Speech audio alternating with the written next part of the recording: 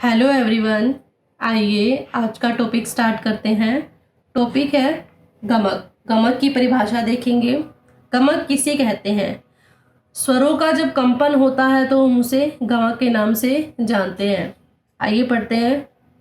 स्वरों के ऐसे कंपन को गमक कहते हैं जो श्रोता के चित्त के लिए सुखदायी हो। श्रोता यानी सुनने वालों के चित्त मतलब हृदय। तो स्वरों का ऐसा कंपन जो श्रोता के चित्त के लिए सुखदायी हो वो क्या कहलाता है? गमक कहलाता है। गमक का जो प्रयोग है प्राचीन और आधुनिक युग दोनों में ही किया गया है। प्राचीन और आधुनिक युग दोनों में किया गया है, परंतु गमक के प्राचीन और आधुनिक अर्थों में भिन्नता है। मतलब जो दोनों के अर्थ हैं प्राचीन काल में और आधुनिक काल में, गमक का जो अर्थ है वो अलग अलग है। प्राचीन संगीतज्ञ जो बताते हैं स्वरों में एक विशेष प्रकार के कंपन को गमक कहते हैं। स्वरों में एक विशेष प्रकार का जो कंपन होता है उसे हम गमक के नाम से जानते हैं। जबकि आधुनिक संगीतज्ञ कहते हैं जब हृदय से जोर लगाकर गंभीरता पूर्वक कुछ कंपन के साथ स्वरों का प्रयोग किया जाए तो हमारा क्या कहलाता है? गमक।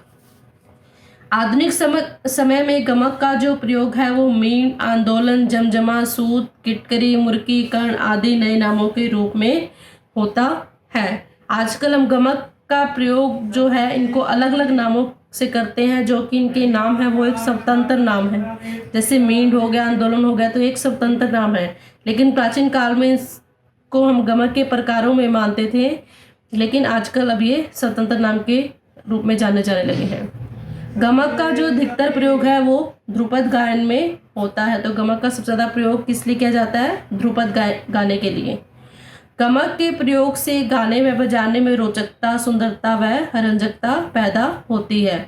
गमक का प्रयोग करते समय यह बात ध्यान रखनी चाहिए कि कोई भी वर्जित स्वर न लग पाए। अगर राग में कोई स्वर वर्जित लग रहा है, किसी गाने में कोई स्वर वर्जित लग रहा है या ध्रुपद गा रहे हैं उसमें स्वर वर्जित लग रहा है तो हमें उसका प्रयोग गमक में नहीं करना है। गमक का प्रयोग रागों के पूरा अभ्यास होने के बाद ही करना चाहिए। आइए देखते हैं जो गमक के प्रकार माने गए हैं वो कितने हैं। दक्षिणी संगीत के अनुसार जो गमक के प्रकार माने गए हैं वो 10 हैं और आपको नाम याद करने हैं।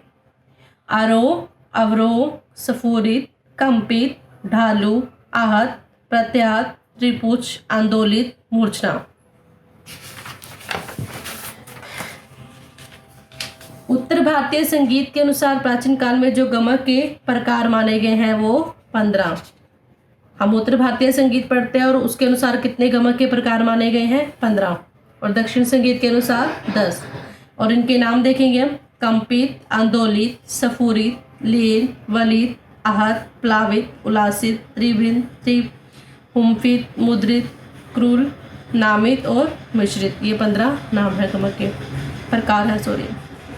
संगीत रत्नाकर शारंगदेव के अनुसार भी गमक के यही 15 प्रकार माने गए हैं। यानी कि उत्तरी भारतीय संगीत में जो गमक के 15 प्रकार माने गए हैं वही संगीत रत्नाकर ने 15 प्रकार इसके माने हैं। लेकिन संगीत परिजात यानी कि जो पंडित अहोबल के द्वारा लिखा गया है इसमें गमक की संख्या कितनी मानी गई है? 20। ये बात आपको ध्यान में रखनी है क्योंकि इस टाइप के क्वेश्चन पूछे जाते हैं कि अहोबल के द्वारा जो गमक के प्रकार हैं वो कितने माने गए हैं या फिर संगीत रत्नाकर में गमक की संख्या कितनी मानी गई है। संगीत रत्नाकर शारंगदेव के द्वारा जो लिखा गया ग्रंथ है इसमें जो गमक की डेफिनेशन है वो देखते हैं। स्वरस्य कंपो गमकः श्रोत्र चित्त सुखवाद, अर्थात स्वरों के ऐसे कंपन को हम गमक कहते हैं जो श्रोताओं के चित्त को रंजन करें।